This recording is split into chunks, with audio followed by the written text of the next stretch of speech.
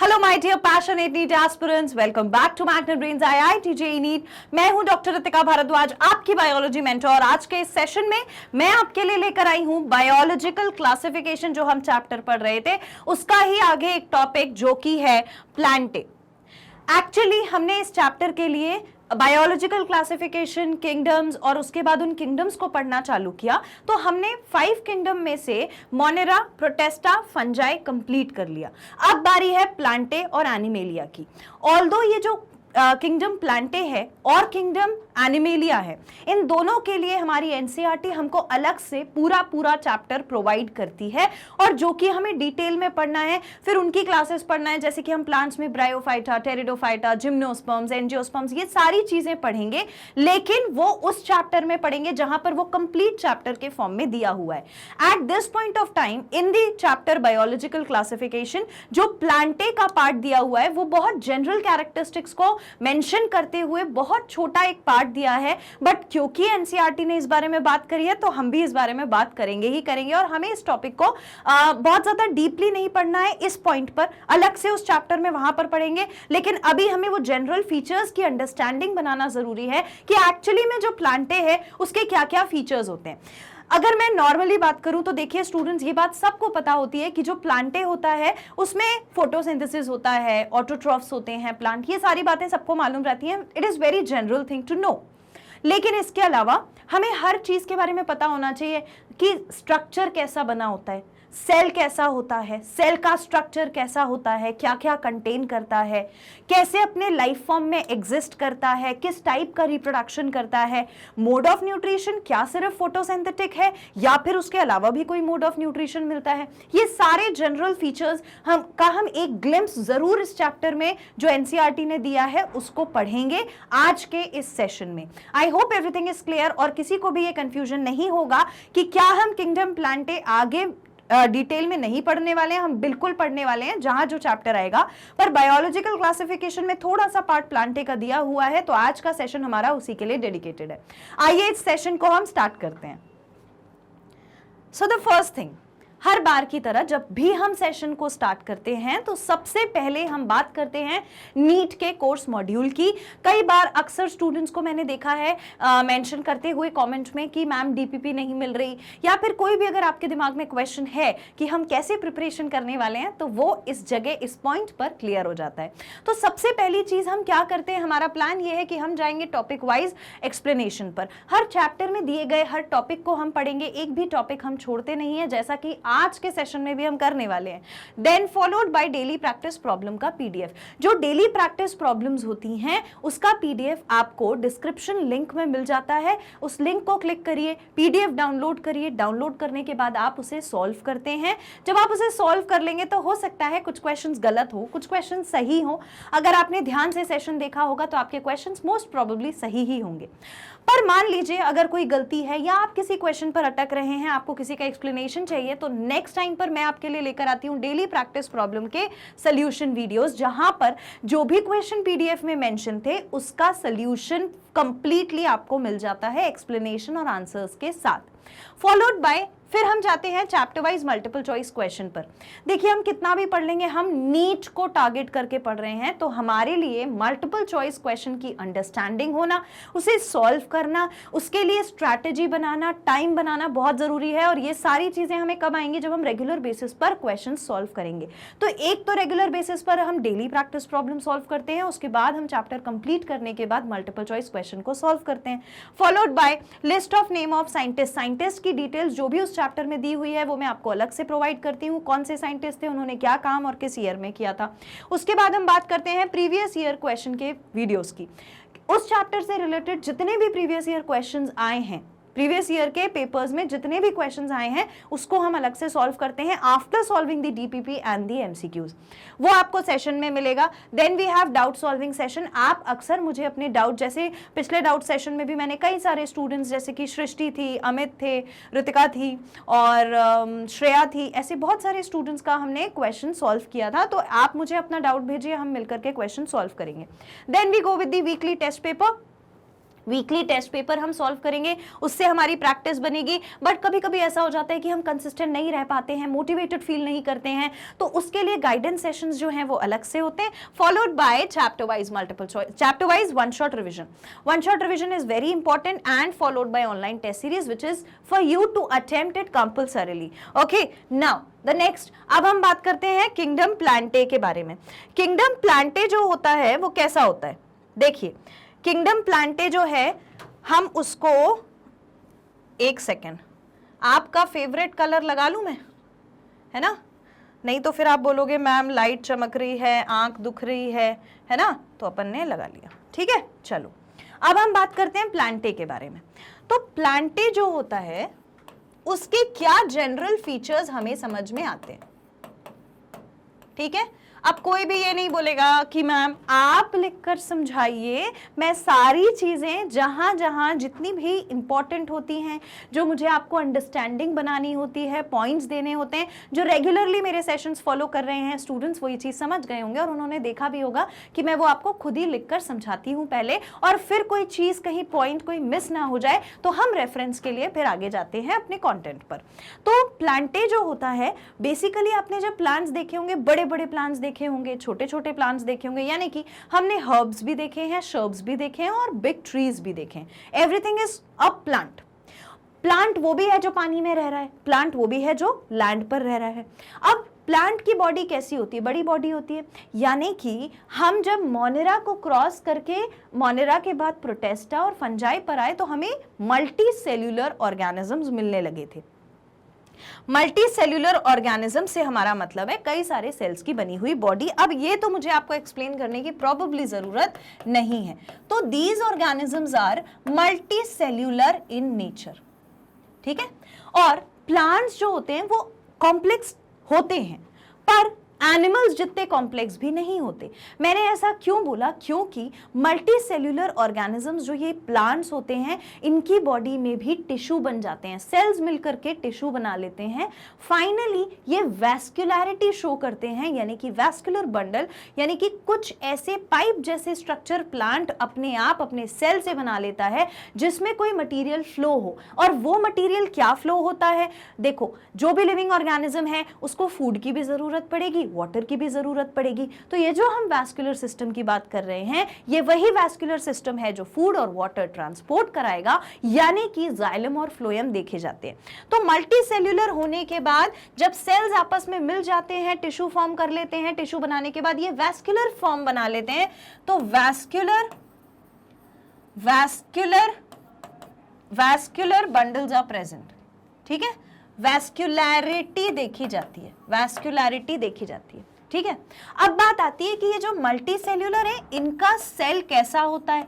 तो सेल इनका होता है यूकैरियोटिक सेल। यूकैरियोटिक सेल का क्या मतलब है, अब मैं इतनी बार आपको सेशंस में बता चुकी हूं। यूकैरियोटिक सेल का मतलब होता है कि इनके पास वेल डिफाइंड न्यूक्लियस होगा, वेल डिफाइंड न्यूक्लियस होगा, मेम्ब्रेन बाउंड ऑर्गेनेलीज होंगी, मेम्ब्रेन बाउंड ऑर्गेनेलीज होंगी, organelles are present,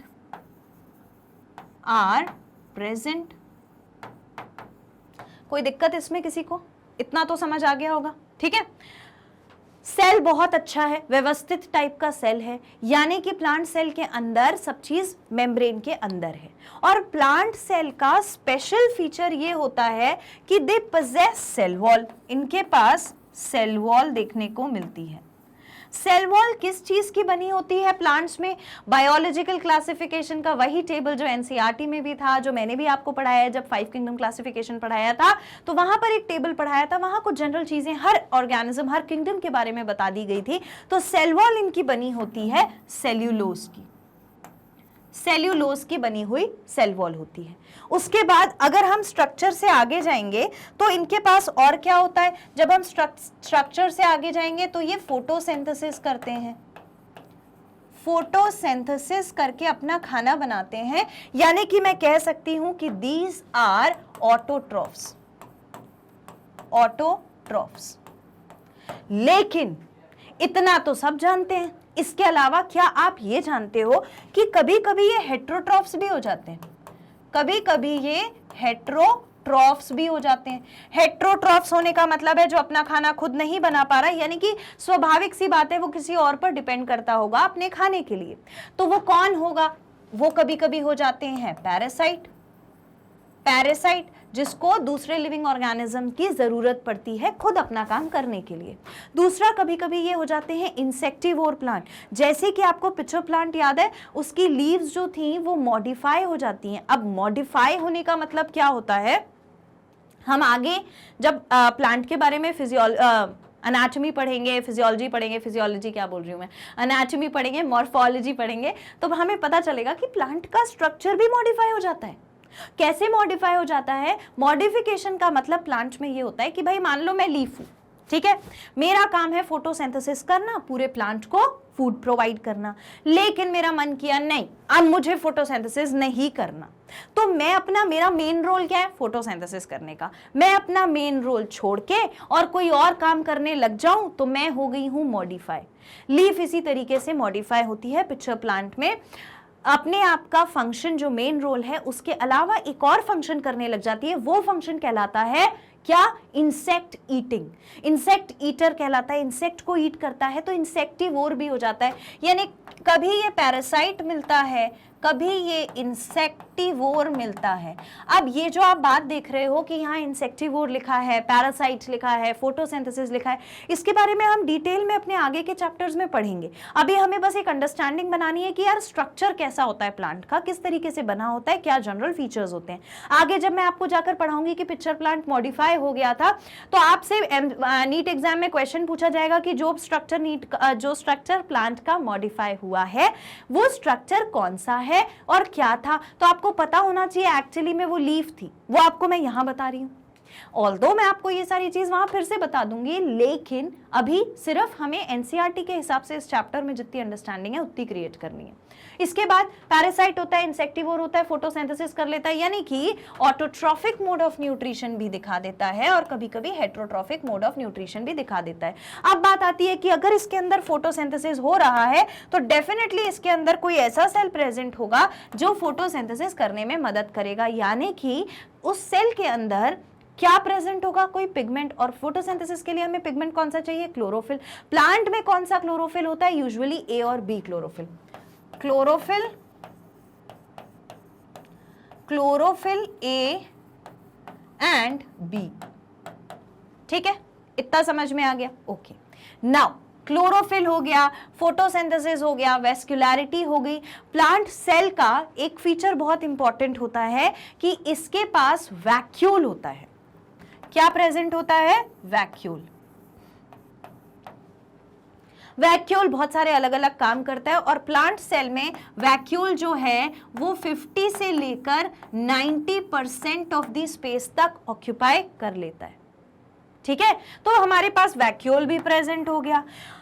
vacuole storage का काम करेगा। जब भी फूड स्टोर होगा तो यूजुअली वो फूड स्टोर होता है स्टार्च के फॉर्म में। कैसे फॉर्म में स्टोर होता है? स्टोर किस फॉर्म में होता है? स्टार्च के फॉर्म में स्टोर होता है। ये कुछ जनरल फीचर्स हैं। इसके बाद अभी कहानी खत्म नहीं हुई, अब हम आते हैं रिप्रोडक्शन कैसा होता है। रिप्रोडक्शन कैसा होता है? अब थोड़ी सी चीजें कॉम्प्लेक्स होंगी, अभी तक आपको सब कुछ थोड़ा थोड़ा पहले से पता था। रिप्रोडक्शन दोनों टाइप का देखने को मिलेगा, यानी कि एसेक्सुअल रिप्रोडक्शन भी मिल जाएगा एंड सेक्सुअल रिप्रोडक्शन भी मिल जाएगा, ठीक है। सेक्सुअल रिप्रोडक्शन भी मिल गया, एसेक्सुअल रिप्रोडक्शन भी मिल गया, यहां तक तो सबको पता है। लेकिन जब भी सेक्सुअल रिप्रोडक्शन होता है तो रिप्रोडक्शन में हिस्सा लेने वाला स्ट्रक्चर भी मल्टी सेल्यूलर होता है, यानी कि मेल और फीमेल रिप्रोडक्टिव पार्ट भी मल्टी सेल्यूलर होते हैं। तो यहां पर ब्रैकेट में लिख लेना है, अभी मैं पीछे वाला फिर से लगा के छोड़ दूंगी तो आपको वो मिल जाएगा। Reproductive parts are multicellular. Reproductive parts भी मल्टी सेल्यूलर स्ट्रक्चर के हैं। आप ये वाली स्लाइड नोट करना चाहते होंगे, आप कर लीजिए, मैं 1 मिनट साइड हो जाती हूं। कर लिया, डन, ओके। अब हम बात कर रहे थे रिप्रोडक्शन की। रिप्रोडक्शन जो है वो एसेक्सुअल भी हो सकता है, सेक्सुअल भी हो सकता है। सेक्सुअल जब भी होगा तो रिप्रोडक्टिव पार्ट्स जो होंगे वो मल्टीसेल्यूलर स्ट्रक्चर के होंगे। अब आती है बहुत इंपॉर्टेंट बात जो पूरे साल आपको यूज आएगी, वो ये है कि जो प्लांट्स होते हैं, plants show two phases of life. Plant show 2 phases of life। ठीक है, वो क्या है?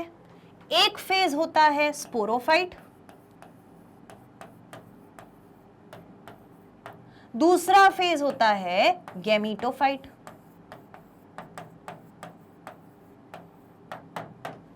स्पोरोफाइट फेज मिल जाएगा और गेमीटोफाइट फेज मिल जाएगा, और कभी कभी तो अल्टरनेशन हो जाता है। जब स्पोरोफाइट फेज होता है तो 1 सेट ऑफ क्रोमोसोम पाया जाता है, जब गेमीटोफाइट फेज होता है तो 2 सेट्स ऑफ क्रोमोसोम्स पाए जाते हैं, यानी कि 2n हो जाता है। और ये वाला जो पार्ट है, अभी आपको सिर्फ इसका नाम याद करना है। जब हम किंगडम प्लांटे को अलग से एज अ चैप्टर डिटेल में पढ़ेंगे तब हम समझेंगे कि स्पोरोफाइट और गैमीटोफाइट क्या होता है। अभी एक जनरल आइडिया मैं आपको दे देती हूं।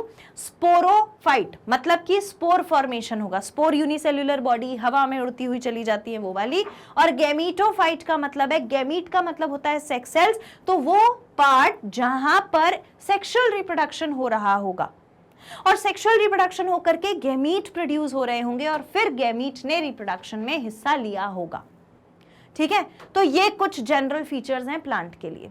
और क्या चीज बची? हमने देख लिया रिप्रोडक्शन, हमने लाइफ साइकिल में देख लिया क्या क्या है, सेल देख लिया, क्लोरोफिल देख लिया, फोटोसिंथेसिस हो रहा है, हेट्रोट्रॉफ हो रहा है, वैस्कुलैरिटी है।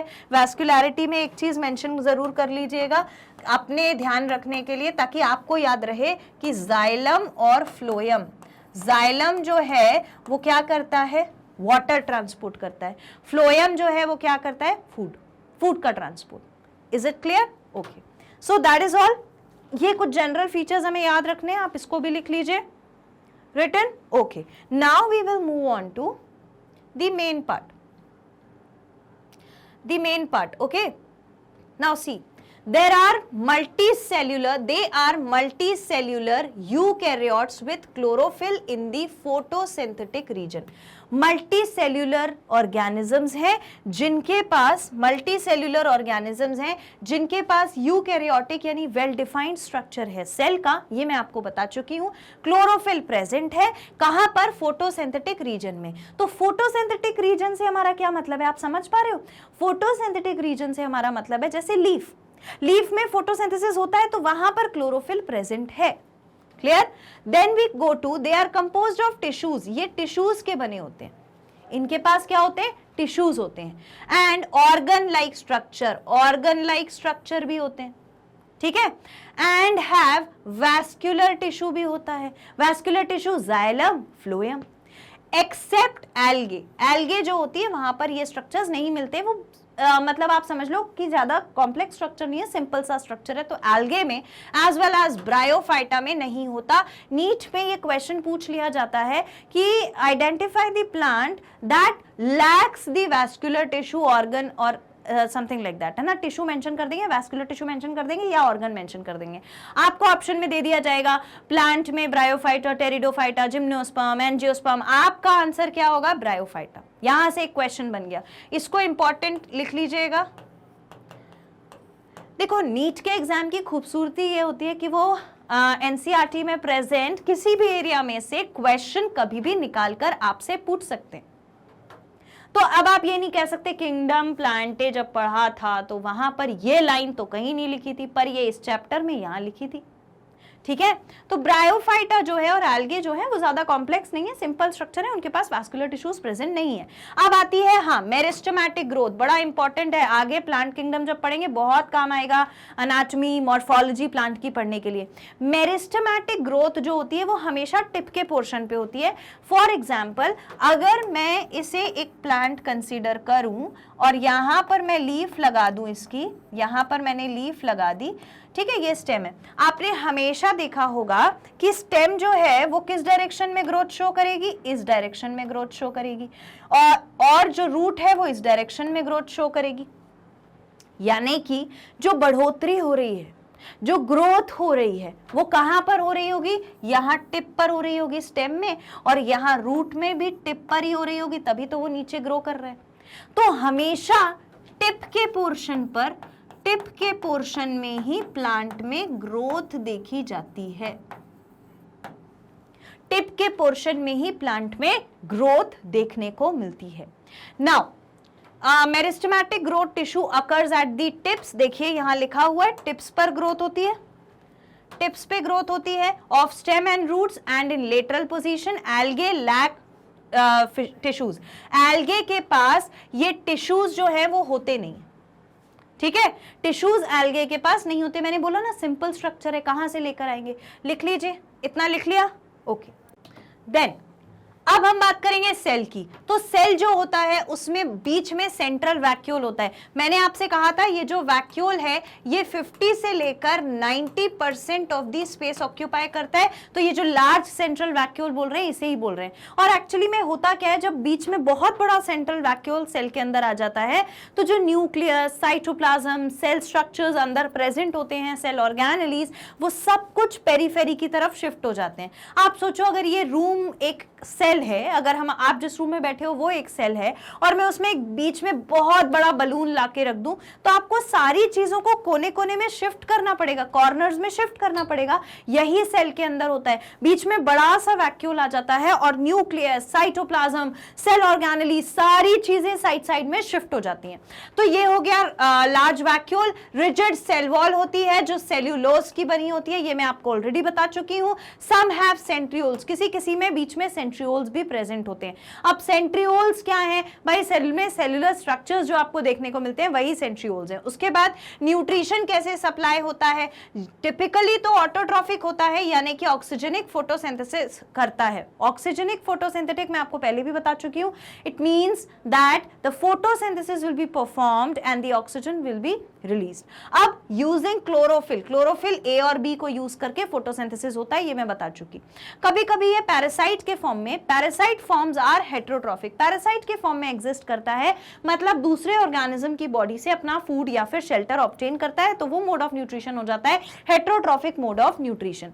Now we come to few plants such as Drosera and Nepenthes. ये जो निपेंथिस आप देख रहे हैं ये वही पिचर प्लांट है, ये वही इंसेक्टिवोर प्लांट है जो इंसेक्ट को खा रहा था, जिसके बारे में मैंने बताया था कि लीव्स मॉडिफाई हो जाती हैं पिक्चर्स के फॉर्म में। तो nepenthes are insectivores and to get additional nitrogen. ये ऐसा करते क्यों हैं? इंसेक्ट्स को क्यों खा रहे हैं? ताकि अब ये है ना ऐसे एरिया में पाए जाते हैं जहां पर इनको ज्यादा नाइट्रोजन प्रोवाइड नहीं होता सॉइल से, तो ये इनको चाहिए नाइट्रोजन, तो क्या करेंगे? इंसेक्ट खा लेंगे, उससे नाइट्रोजन ले लेंगे।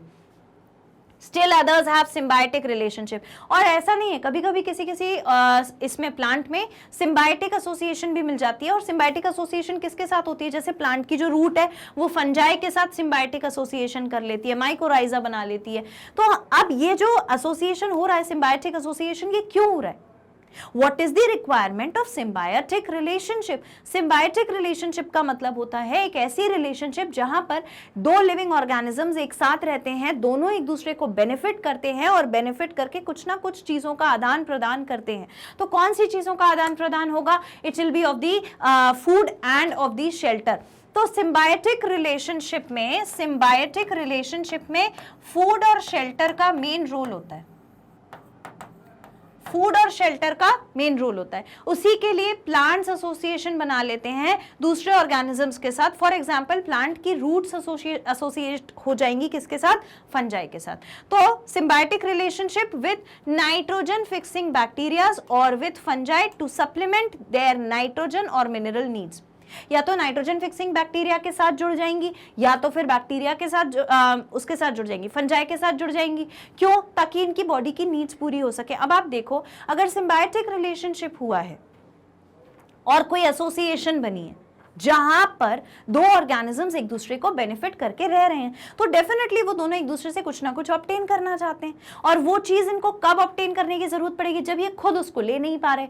तो अगर प्लांट्स नाइट्रोजन अपने आप नहीं ले पा रहे तो उन्हें बैक्टीरिया के साथ एक एसोसिएशन बना लिया, जुड़ गए, बोल रहे हैं बैक्टीरिया से चलो तुम हमें नाइट्रोजन दे देना, हम तुम्हें फूड दे देंगे या शेल्टर। तो ये हो गई हमारी सिम्बायोटिक रिलेशनशिप की बात। इनटू सप्लीमेंट नाइट्रोजन मिल जाएगा या मिनरल मिल जाएंगे। The reserve food material is starch और फैट। मैंने आपको बोला था ना, रिजर्व्ड फूड मटेरियल जो होता है वो स्टार्च या फिर फैट के फॉर्म में स्टोर होता है in case of plants. I hope everything is clear, crystal clear up till now. Next we talk about the reproduction. जब भी रिप्रोडक्शन होता है तो एसेक्सुअल भी हो सकता है, सेक्सुअल भी हो सकता है, या फिर दोनों के दोनों एक साथ एक ही प्लांट में हो सकते हैं। Yes, this is the beauty of this organism, this is the beauty in the plants कि सेक्सुअल मोड ऑफ रिप्रोडक्शन भी कर लेते हैं, एसेक्सुअल मोड ऑफ रिप्रोडक्शन भी कर लेते हैं, और जरूरत अगर पड़ेगी तो एक ही प्लांट दोनों sexual as well as asexual reproduction दोनों कर सकता है। तो द रिप्रोडक्टिव ऑर्गन्स, अगर मान लो कि सेक्सुअल रिप्रोडक्शन होने वाला है तो रिप्रोडक्टिव ऑर्गन कौन से होंगे? मेल रिप्रोडक्टिव ऑर्गन अलग होगा, फीमेल रिप्रोडक्टिव ऑर्गन अलग होगा। मेल रिप्रोडक्टिव ऑर्गन कौन सा होता है? वो स्टेमन, एंथर, है ना। और फीमेल कौन सा होता है? फीमेल में स्टिग्मा स्टाइल ओवरी, जिसे मिला करके हम कार्पल कहते हैं। तो ये जो ऑर्गन्स हैं ये मल्टी सेल्यूलर हैं, अलग अलग सेल्स ने मिलकर के इनको बनाया है। तो reproductive organs are multicellular. Mitotic spindle is formed and is anastral. Mitotic spindle का मतलब क्या है कि वो जब क्रोमोसोम्स जो होंगे, जब सेक्सुअल रिप्रोडक्शन होगा तो क्रोमोसोम्स डिवाइड होंगे। कैसे डिवाइड होंगे? दो क्रोमोसोम्स आपस में जुड़े हुए थे, जुड़े रहते थे तो दो क्रोमैटिड्स होते थे, सिस्टर क्रोमैटिड क्रोमोसोम। देखो ऐसा दिखता है। जब ये अलग होगा तो एक सिस्टर क्रोमैटिड ये, एक सिस्टर क्रोमैटिड ये, तो दोनों के दोनों सिस्टर क्रोमैटिड, ऐसे बहुत सारे क्रोमैटिड्स जो हैं एक सेल के डिवाइड करने पर, एक सेल के डिवीजन होने पर क्रोमैटिड्स जो हैं वो ऐसे अलाइन हो जाते हैं इस तरीके से और स्पिंडल से जाकर जुड़ जाते हैं, स्पिंडल से जाकर जुड़ जाते हैं। अब मैं इस पे आपको अभी बहुत ज्यादा परेशान नहीं करना चाहती, अभी सिर्फ जनरल फीचर्स पे ध्यान दो। माइटोसिस, मियोसिस, सेल डिवीजन मैं आपको अलग से पढ़ाऊंगी। Clear? So that will be taught you differently. अभी के लिए इतना समझ लो कि जो क्रोमोसोम्स हैं उसके दो पार्ट्स को अलग कर दिया जाता है ना सेल डिवीजन में, तो एक पार्ट ऊपर चला गया, एक पार्ट नीचे चला गया, तो ये स्पिंडल फाइबर्स फॉर्म कर लेगा। फिर लेटर ऑन ये वाले क्रोमोसोम्स अपना सेट बना लेंगे। एक क्रोमैटिड थे, उनने मिल के अपना क्रोमोसोम भी बना लिया, पूरा का पूरा क्रोमोसोम बन गया, तो ये एक सेल बन जाएगा। नीचे वाले जो क्रोमैटिड्स थे वो पूरा का पूरा क्रोमोसोम बना लेंगे, ये एक सेल बन जाएगा। इस तरीके से सेल डिवीजन ये कर लेते हैं। तो हमें अभी क्या समझ में आ रहा है? सेल डिवीजन इसके अंदर कौन सा होता है? माइटोटिक सेल डिवीजन, वो भी स्पिंडल फाइबर बना के। मैंने आपको बताया स्पिंडल फाइबर कैसे बनेगा। Multicellular embryo is formed during development from zygote. Obviously जब ओवम यानी कि आप ये ओवम नहीं बोलेंगे अपन यहाँ पे, इसको बोलेंगे कि एग जो है ओवरी के अंदर रखा हुआ वो फ्यूज होगा जब मेल गैमीट से, यानी कि वो जो पोलन आएगा उससे। तो जब फ्यूजन होगा दो सेल का तो उसे हम कहते हैं फर्टिलाइजेशन। और जब फर्टिलाइजेशन होता है तो एंड प्रोडक्ट जो बनता है which is a two cell structure. दो सेल का स्ट्रक्चर मैम कैसे हुआ? एक सेल तो हमारा जो एग था वो, दूसरा सेल वो जो पोलन मेल वाला था वो, तुम फीमेल वाला सेल मेल वाला सेल मिल जाते हैं तो टू सेल्स हो जाते हैं, 1 + 1 2 हो जाते हैं। तो दो सेल का जो स्ट्रक्चर होता है वो क्या कहलाता है? जाइगोट। जाइगोट कहलाता है। ठीक है, ये तो बहुत जनरल बात है। इसके बाद एल्गे में एम्ब्रियो स्टेज नहीं होती। अच्छा, जाइगोट बनने के बाद एम्ब्रियो बनता है और फिर ऑफस्प्रिंग बनता है, ये चीज आपको पता है ऑलरेडी।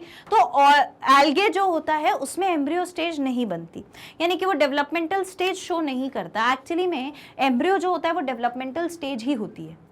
डेवलपमेंटल स्टेज का क्या मतलब है भाई? जब दो सेल का स्ट्रक्चर था, है ना, 1 + 1 2, अभी हमने बोला जाइगोट हो गया था, पर अब इसको कितने सारे सेल्स में डिवाइड करना पड़ेगा, तब जाकर ये प्लांट बना पाएगा विच is a multi cellular organism with the tissues, with the vascular tissues, xylem and phloem, right?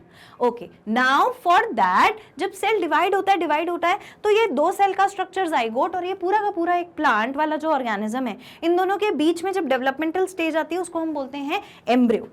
तो वो स्टेज एल्गे में नहीं मिलती, अदरवाइज इनमें मिल जाएगी। लाइफ साइकिल में alternating haploid gametophyte and diploid sporophyte generations होती हैं। ठीक है, मतलब कि स्पोरोफाइट जनरेशन भी देखने को मिलती है और गैमीटोफाइट जनरेशन भी देखने को मिलती है।